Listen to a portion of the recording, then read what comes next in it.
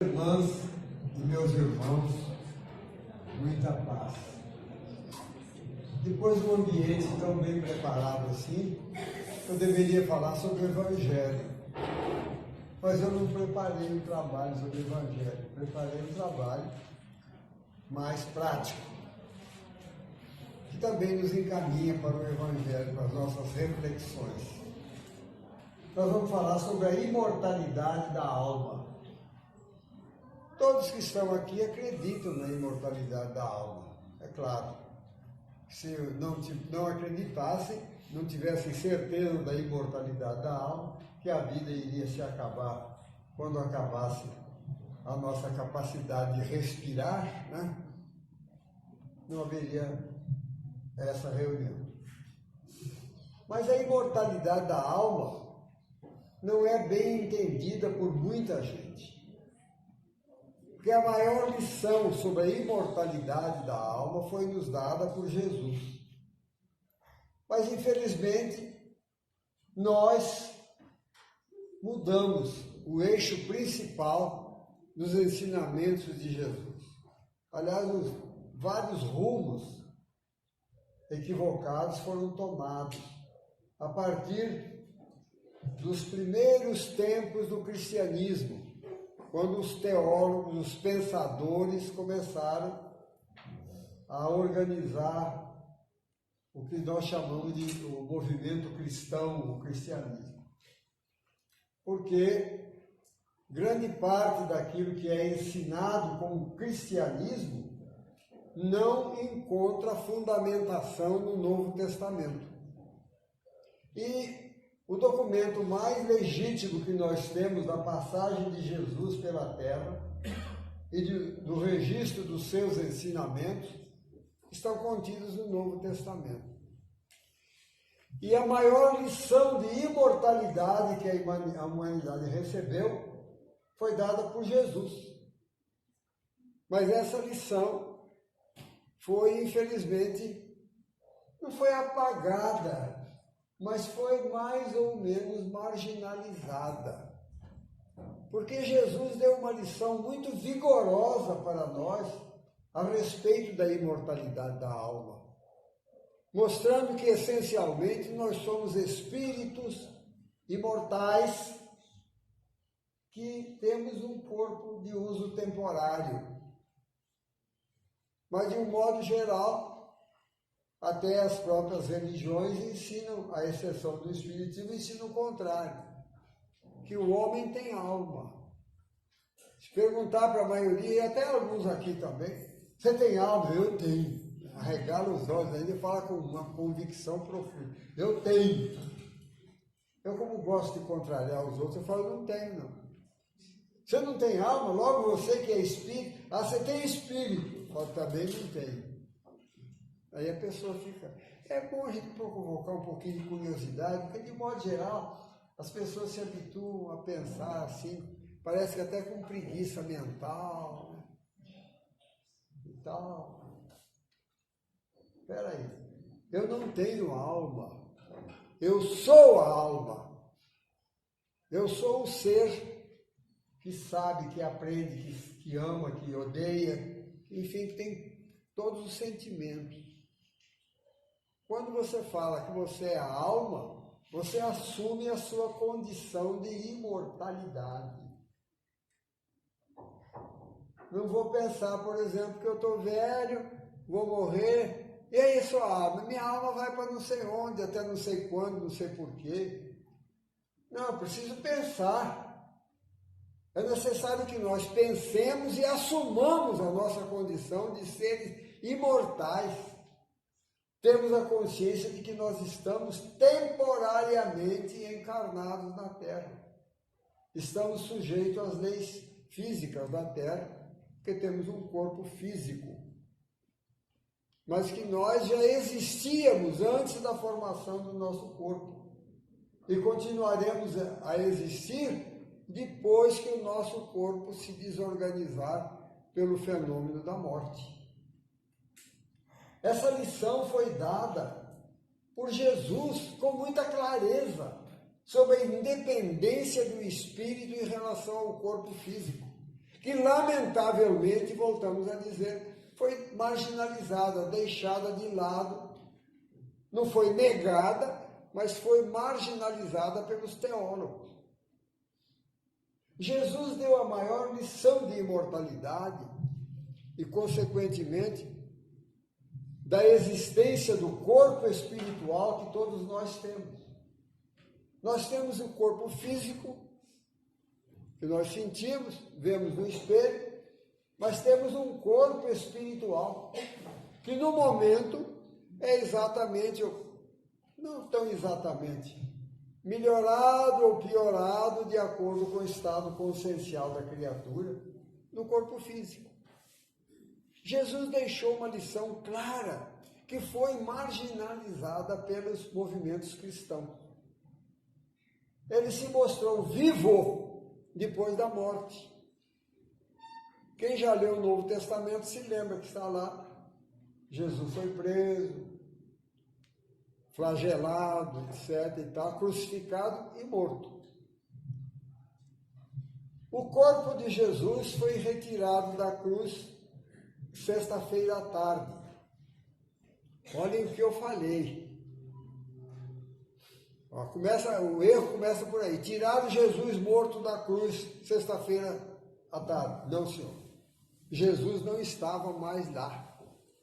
Aquele corpo não estava mais sendo animado por esse espírito, cuja grandeza nós não temos nem condições de avaliar. O corpo de Jesus foi retirado da cruz e levado para um túmulo de um homem rico. Jesus tinha amigos pobres, ricos, tinha gente de todo tipo. E o amigo rico ofereceu o túmulo para Jesus, para o corpo de Jesus. Era um lugar como um jardim, um barranco, onde havia uma espécie de umas cavernas cavadas ali que entrava gente até dentro para colocar o corpo lá. E lá havia como que uma mesa de pedra sobre a qual colocaram o corpo de Jesus. Sobre um pano, uma peça de linho, que segundo consta, hoje está em poder da Igreja Católica Romana, em Turim, na Itália. É uma peça de linho de 4,26 metros de comprimento, colocaram o corpo em 1 metro de largura, colocaram o corpo em cima e cobriram com a outra ponta do tecido, e deixaram lá. Por quê? Porque caíram à noite, sexta-feira à noite. O judeu, sexta-feira, para completamente as suas atividades. No sábado, nos lares judaicos, eles fazem o mínimo de movimento possível. Até comida, essas coisas, fica tudo preparado para não ter trabalhos físicos no sábado. Sábado, para eles, é um dia sagrado. Só voltam à atividade depois do pôr do sol de sábado. Eles voltam à atividade. O pôr do sol de sexta-feira inicia, pôr do sol de sábado termina. Então, no sábado, por isso que tem essa história. Jesus foi crucificado na sexta-feira, desencarnou na sexta-feira e só foram mexer com o corpo dele domingo de manhã. É porque no sábado o judeu para tudo. Então, no domingo de manhã, deixaram o corpo lá, cobriram com aquela outra ponta do tecido, deixaram lá. No domingo de manhã está lá no Novo Testamento. Estou me louvando, me fundamentando no Novo Testamento. De manhã foi Pedro, João e Maria. Foram lá para o túmulo para preparar o corpo para a sepultura. Como faziam antigamente, até hoje ainda fazem, mas já não é com aquela... Antigamente davam um banho em defunto, vestiam, o homem até punha gravata, terno, essa coisa toda, sapato, eu vi cadáver no corpo com sapato, né? Hoje parece que aliviou já um pouco, mas ainda tem essas funerárias que fazem maquiagem aí, coisa e tal. Foram lá para preparar o corpo para a sepultura, limparam o corpo, estava todo ensanguentado, tudo, né? Chegaram lá e encontraram o túmulo vazio.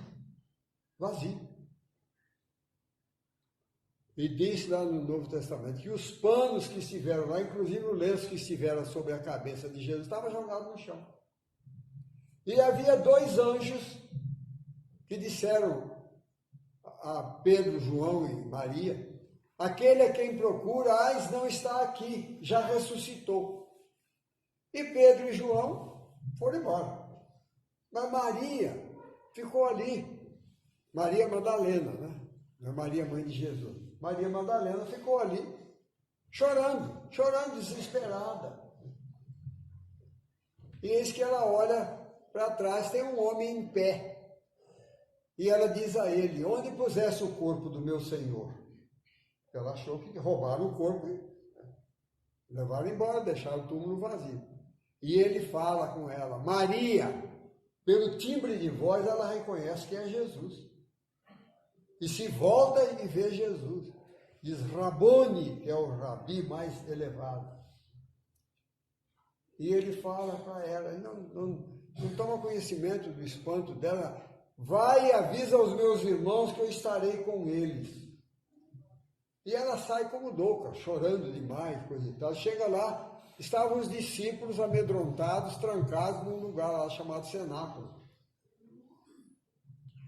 E Jesus aparece no meio deles, já, para espanto de todos, atravessando porta fechada, que eles estavam apavorados. Se mataram o mestre que era tão poderoso, o que vão fazer conosco? Estava apavorado, mas trancado, e Jesus aparece no meio deles, dizendo: paz seja convosco. Então, é de se perguntar. Vamos agora perguntar uma coisa. Jesus foi crucificado nu, consoante o costume dos romanos, todos os crucificados eram despidos.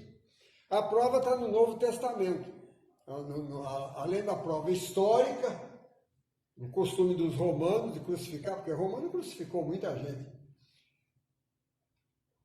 Está lá no Novo Testamento que os pertences de Jesus foram divididos entre os soldados. Alguns soldados aí que tomaram parte ali naquele ato da crucifixão, dividiram. Mas a túnica, que era tecida numa peça só, para não ser rasgada, foi disputada nas sortes. Tanto que existem até quadros aí de pintor dos soldados jogando dados ao pé da cruz, o Jesus crucificado, e jogando ao dado para ver com quem ficava com isso, com aquilo. E era costume romano despir todos os crucificados. Como é que Jesus apareceu vestido como um homem da época? Para Madalena, que ela não se espantou. Ele nem apareceu nu, nem apareceu vestido como um homem da época. E apareceu assim. Tá? Onde é que ele arranjou aquelas roupas? Ele quis mostrar que ele estava vivo, mas não estava mais encarnado. É essa consciência que nós precisamos desenvolver no meio espírita. Por isso eu falo, quando não falta muito tempo para eu desencarnar, não. Estou aí, mais para lá do que para cá. Né? Mas a verdade é que o dia que vocês falarem, quando o Pacini era vivo, eu venho mostrar para você que eu estou vivo, só que não estou encarnado. Abra o olho, que vocês vão falar. Né? Ou então levar flor lá para o cemitério onde sepultarem o meu corpo. Porque tem gente que fala, onde eu for sepultado, não, eu não vou ser sepultado, vou sepultar o meu corpo. Essas pequenas coisas é que fazem diferença no nosso pensamento. Eu comprei um túmulo no cemitério da Saudade para facilitar o trabalho da família. Mas se quiserem também doar aí para a universidade, para fazer dissecação de cadáver, eu estou um pouco incomodando, quero cair fora, não quero ficar por aqui não. Jesus deixou essa lição clara. Ele estava vivo, mas não estava encarnado. Mas ele ficou 40 dias na terra, aparecendo e desaparecendo. Está lá no Novo Testamento. Nunca mais se hospedou em casa de ninguém, como ele se hospedava geralmente na casa de Simão Pedro. nunca mais se hospedou em casa de ninguém, nem fez uma refeição regular. Ele caminhou com os caminheiros que iam para Emaús, um lugarejo ali perto de Jerusalém. Iam 2 discípulos, logo naqueles dias ali, caminhando, de repente aparece um estranho perto deles. E o estranho pergunta a eles: por que estáis aflitos? Você não sabe, estrangeiro, que o nosso mestre foi preso, julgado, condenado, crucificado e morto? Então nós estamos aflitos. E eles vão caminhando, param lá no lugar para fazer uma estalagem, né? Um McDonald's da vida naquele tempo. E entram lá, e quando eles vão fazer, convidam então o estranho para cear com ele. E Jesus está partindo o pão, porque naquele tempo a comida não tinha essa estrogonofe, essas coisas não. De um modo geral era pão, azeite, vinho, mais alguma coisinha assim. E Jesus está partindo o pão e diz que Jesus agradeceu a Deus pela refeição. Eu falo ensinando até depois de morto, né? E Jesus desapareceu diante deles. Eles reconheceram que era Jesus e Jesus sumiu. Aí eu pergunto, será que Jesus estava querendo mostrar poderes ali? Não. Ele já tinha curado cego, leproso, paralítico, estrupiado, demoniado. Ele não precisava mostrar poder nenhum. Ele estava querendo mostrar que ele estava vivo, mas não estava mais encarnado, não estava mais sujeito às leis da matéria. Porque enquanto ele estivera encarnado, ele nunca atravessou porta fechada, não. Ele sempre se comportou como um ser encarnado, embora ele tivesse poder para isso. Jesus, mesmo encarnado, ele atravessaria qualquer porta, qualquer parede, essas coisas. Ele tinha poder sobre a matéria que nós nem conhecemos ainda. Ele quis mostrar que ele estava vivo, não estava encarnado, não estava mais sujeito às leis da matéria. Quem entendeu profundamente isso, a existência do corpo espiritual que todos nós temos, que no momento é uma cópia do corpo físico, mais ou menos melhorada ou piorada de acordo com o estado mental, o estado moral da criatura. Tem um livro de André Luiz, que ele diz que tinha uma senhora, uma jovem senhora casada com um velhote lá, foram dormir depois do almoço e ela saiu do corpo, como nós todos saímos do corpo quando dormimos. E ele disse que saiu daquele corpo lindo daquela mulher uma bruxa, porque ela, moralmente, estava abaixo da crítica, era uma bruxa. Diz André Luiz que até os espíritos obsessores que estavam por lá tinham medo dela. Então, quem quiser fazer tratamento de beleza espiritual, procure agir no bem, pensar o bem, fazer o bem, falar o bem, desenvolver o sentimento, porque isso embeleza o espírito. Lá não tem salão de beleza, não. Tem não. A beleza lá é no Evangelho. Mas Paulo, o apóstolo, dá um testemunho da existência do corpo espiritual, lição que foi apagada pelos teólogos. Nenhuma religião fala nisso. Está lá no Novo Testamento. Primeira carta de Paulo aos Coríntios, no capítulo 15. Ele começa falando assim. Porque Paulo tinha certeza da existência do corpo espiritual. Por quê? Ele viu Jesus na estrada de Damasco.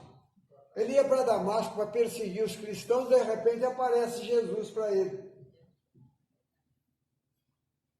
Apareceu. É um dia que a gente vem aqui fazer uma palestra sobre Paulo, o apóstolo, essa maravilha que foi a vida dele. Então ele viu Jesus vivo ali depois da morte. Jesus já tinha morrido há muito tempo. Ele viu Jesus. Então Paulo fala o seguinte: se não há a ressurreição dos mortos, também nosso Senhor Jesus Cristo não ressuscitou. Logo, é vã a vossa fé e a nossa pregação. Quer dizer, se acaba tudo, não adianta ficar fazendo pregação de amor e coisa e tal, e ter fé. Acaba tudo, com a morte. Mas ele mesmo fala com aquele linguajar firme dele. Mas alguém me perguntará, com que corpo ressuscitaremos? Olha a pergunta que Paulo faz, que nenhuma religião cristã fala, a não ser o Espiritismo. Com que corpo ressuscitaremos? E é ele próprio quem responde, aquele falar firme dele. Insensato, a semente que lanças ao solo não é a planta que vai nascer.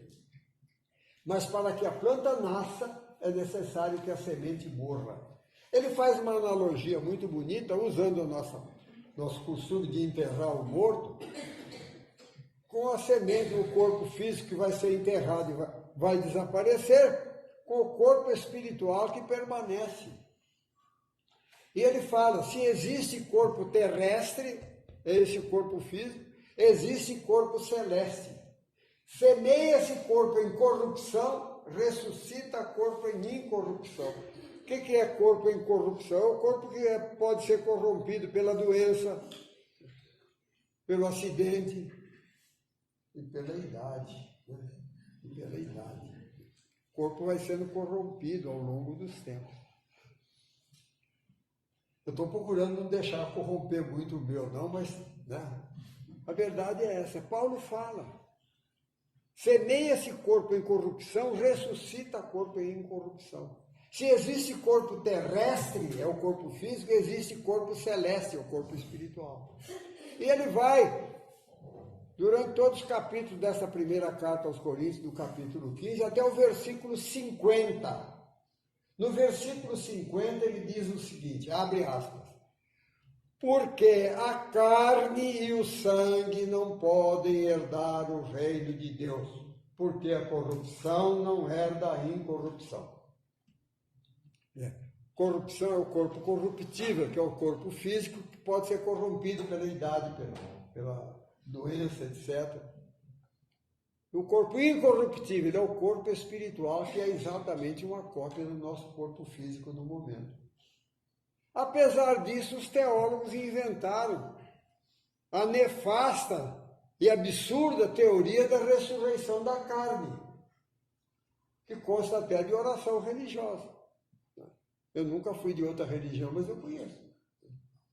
Ressurreição da carne. Contrário àquilo que está lá no Novo Testamento, Jesus falando contra a ressurreição da carne.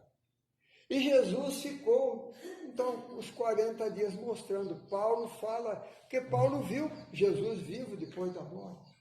Então, para nós espíritas que estudamos isso, nós precisamos parar e pensar um pouco, porque a doutrina espírita, sobre nos trazer o Evangelho de Jesus na sua pureza, simplicidade, aplicabilidade e pujança originais, nos chama a atenção realmente para a vivência dentro do Evangelho, mas ela nos faz pensar também e raciocinar, porque a fé raciocinada que o Espiritismo ensina, com muita ênfase, ela não começou com Kardec, não. A fé raciocinada começou com Jesus. Jesus nunca foi um encantador de multidões. Meus irmãos, vamos orar a Deus, vamos fazer cânticos de louvores, vamos ficar. Aqui teve cântico de louvor, etc., mas daqui a pouco tem trabalho, hein? Nós já estamos num trabalho aqui, trabalho intelectual, e daqui a pouco vai começar o trabalho efetivo, né? Então, pensar nisso. Jesus veio trazer a fé raciocinada. Jesus ensinou a pensar no meio religioso, não ficar adorando a Deus. Tanto assim que vocês veem, a única oração que Jesus ensinou é o Pai Nosso, que é pequenininho. Pequenininho. Nós é que começamos a inventar uma opção de coisas, rituais, e cânticos, etc, etc. Então, mas Jesus ensinou a pensar, a raciocinar. Qual de vós é o homem que, tendo um filho, a pedir-lhe um peixe, lhe dará um escorpião? Ou pedir-lhe um pão, lhe dará uma pedra? Ele faz esses dois assim. Se sendo vós maus, dais o melhor que tendes aos vossos filhos, o quanto se dirá do Pai Celestial? Mostrando que para você ser cristão, não precisa apenas ficar só de mãos postas, rezando, não. Você tem que pensar, raciocinar. Kardec trouxe a fé raciocinada, mas em segunda mão, porque em primeira mão foi trazida por Jesus. Jesus nunca levou as criaturas a ficarem adorando, não, trabalhar. Vamos ajudar, vamos nos servir uns aos outros, etc. e tal. Então, é para nós pensarmos em nós como espíritos imortais, provisoriamente encarnados. Que a nossa vida na Terra se termina um dia. Mas não para você dizer, estou me acabando aí, as rugas estão aparecendo, o cabelo está acabando, estou me acabando, não. Está acabando o tempo de vida útil do meu corpo físico. Eu continuo pensando, procurando desenvolver o sentimento e adquirir mais conhecimento e servir a Deus na pessoa do próximo. Então, você assume a sua cidadania espiritual. Nós somos espíritos imortais temporariamente encarnados. Toda a obra de André Luiz fala disso. Vai começar por nosso lar.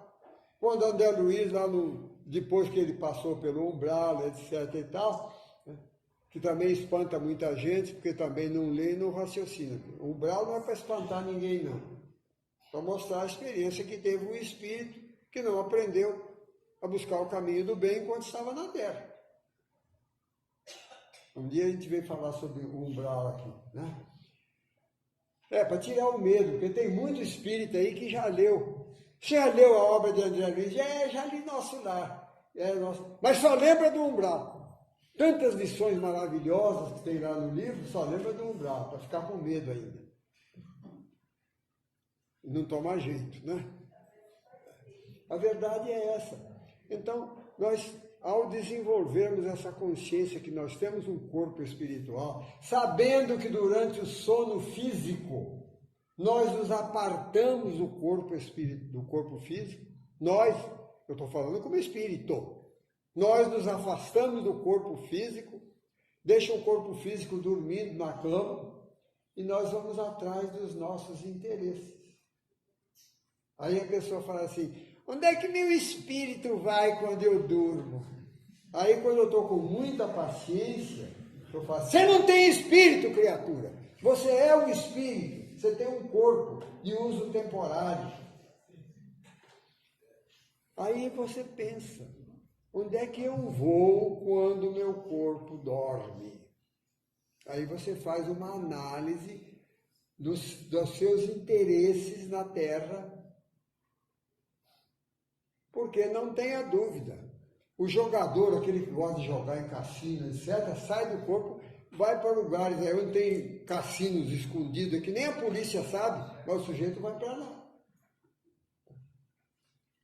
O sono liberta-nos temporariamente, aquela libertação que nós vamos receber completamente quando se desorganizar o nosso corpo físico pelo fenômeno da morte. Todas as noites nós nos afastamos do corpo, durante o sono. Então, daí a necessidade que nós temos da preparação para o sono, através de uma prece, de uma conscientização de como nós estamos levando a nossa vida. Aquele momento de reflexão. Não é reza, não. Se seja, vai dormir. Não. É você parar e pensar. Para onde será que eu vou agora, quando meu corpo dormir? Eu não vou me lembrar, mas eu vou sair daqui. Então, no pior das hipóteses, você pede a Jesus para deixar você ficar quietinho ali perto do corpo, se você não tiver ânimo para trabalhar no bem. Mas, vocês estão muito sérios, né? Nossa, quando eu falo, o pessoal todo fica muito sério. Então, eu vou contar agora, um aluno meu, foi aluno de português, no tempo que eu lecionava português na academia, outro dia eu encontrei com ele lá em São Mateus. aluno que foi aluno meu de ginásio, já está velho, enrugado, cabelo branco, andando até com uma certa dificuldade. Encontrei com ele na rua e falou assim: ô professor, como vai? E eu me lembrei dele, garoto, fazendo uma redação. E ele terminou a redação, vou terminar agora por isso. Disse assim: professor, vou terminar a redação porque o tempo ruge. Então vou terminar. Muito obrigado, que Jesus abençoe. Não me agradeço, nem você me agradece. Quem ganhou aqui mais fui eu.